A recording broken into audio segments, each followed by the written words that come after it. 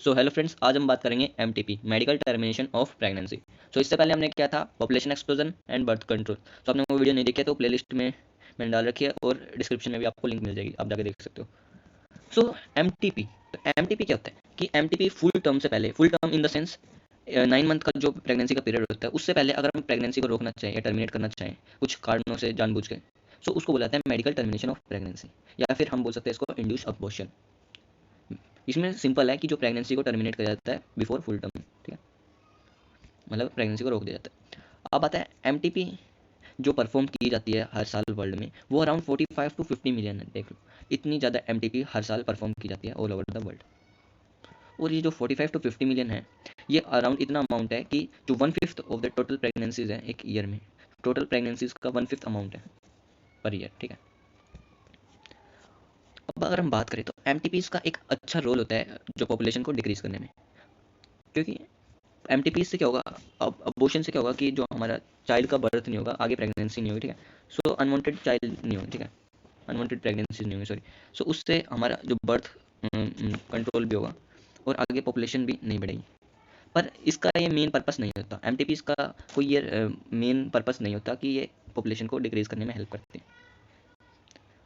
अब अगर हम बात करें तो ये जो एमटीपीज होती है वो वेदर एक्सेप्ट की भी गई है कंट्रीज़ में, कई में, और कई में वो लीगलाइज नहीं भी है, ठीक है। सो इन पे अभी डिबेट भी चल रही है कई कंट्रीज़ में, कुछ इमोशनल, एथिकल और रिलीजियस और सोशल इश्यूज़ के कारण, ठीक है, जो कि इसमें इन्वॉल्व है। अगर हम बात करें तो गवर्नमेंट ऑफ इंडिया की अगर हम बात करें, तो गवर्नमेंट ऑफ इंडिया ने 1971 में एमटीपीज को, मेडिकल टर्मिनेशन ऑफ प्रेगनेंसी को लीगलाइज कर दिया गया था, कुछ कंडीशंस को मानते हुए कि वो इस चीज़ का मिसयूज़ ना करें।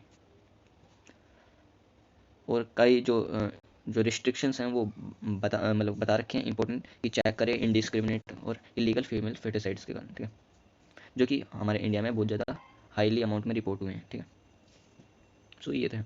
अब वाई एमटीपी, एमटीपी क्यों, एमटीपी इसलिए ज़रूरी है कि जो छुटकारा पाने के लिए, जो अनवांटेड प्रेगनेंसी से और जो कुछ कारणों से, कैजुअल कारणों से, अनप्रोटेक्टेड इंटरकोर्स के कारणों से, जो फेल, इन सब कारणों से फेलियर हो जाता है कई कॉन्ट्रासेप्टिव्स में, ठीक है, ड्यूरिंग कोइटस और रेप्स के दौरान, ठीक है। जो मेनली तो एमटीपी इसलिए होती है कि जो हमारे अनवांटेड प्रेगनेंसीज होती हैं उनसे छुटकारा पाया जा सके, और जो फेलियर हो जाते हैं कई बार कॉन्ट्रासेप्टिव्स में, उनकी वजह से भी, इसलिए ये ज़रूरी है।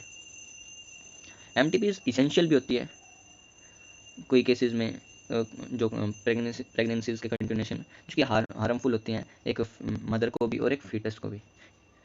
प्रेगनेंसीज एमटीपी अगर नहीं हो पाती, उनमें कई सर्टेन केस होते हैं, सो वो हार्मफुल होता है मदर और फीटस को, दोनों को, सो इसलिए ये ज़रूरी भी है। अब आता है सबसे ज़रूरी, तो एम टी पीज कंसिडर बोला जाता है कि सेफ़ होती है फर्स्ट ट्राइमेस्टर के दौरान, जो कि 12 वीक ऑफ प्रेगनेंसी का टाइम बोला जाता है, ठीक है। सो सबसे सेफ पीरियड फर्स्ट ट्राइमेस्टर के दौरान होता है, ठीक है। एंड सेकेंड ट्राइमेस्टर की बात करें तो फर्स्ट से बहुत ज़्यादा रिस्की माना जाता है सेकेंड ट्राइमेस्टर। अब इसमें एक डिस्टर्बिंग ट्रेंड है जो कि मेजॉरिटी में एम में पाया जाता है, कि ये इलीगली किया जाता है अनक्वालिफाइड क्वैक्स के द्वारा, ठीक है, जो कि अनसेफ होता है और इससे जान भी जा सकती है, ठीक है। सो ये मेजॉरिटी में पाया जाता है हमारे, ठीक है। और इसके अलावा एक डेंजरस ट्रेंड और पाया गया है जो कि है मिसयूज़ कर रहे हैं लोग एमिनो सिंथेसिस। ये टेक्निक थी जिससे कि हम डिटरमाइन कर सकते हैं सेक्स ऑफ द बेबी, ठीक है, कि वो एदर फीमेल है या मेल है, ठीक है, एक अनबोर्न चाइल्ड का, ठीक है। सो इसका भी बहुत ज़्यादा मिसयूज़ हो रहा है। फ्रीक्वेंटली अगर हम बात करें, सो जो फीटस है वो अगर फीमेल पाया जाता है, सो नॉर्मली उसको फॉलो करी जाती है एमटीपी, मतलब उसको आगे टर्मिनेट करा जाता है प्रेगनेंसी को, ठीक है, जो कि एक अगेंस्ट है, टोटली लीगल नहीं माना जाता। और ऐसी प्रैक्टिसेस को अवॉइड करना बहुत ज़रूरी है, ठीक है। और ये जो प्रैक्टिसेस हैं इस टाइप की, तो ये बहुत हार्मफुल होती हैं, वो मदर के लिए भी और फीटस के लिए, दोनों के लिए ये बहुत ज़्यादा हार्मफुल होती है।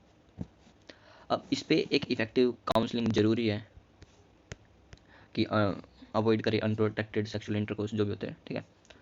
और रिस्क फैक्टर जो कि इलीगल अबॉर्शन में होते हैं, और कुछ हेल्थ फैसिलिटीज़ और ज़्यादा प्रोवाइड करनी चाहिए जिससे कि हम जो भी अनहेल्थी ट्रेंड को हम बदल सकें।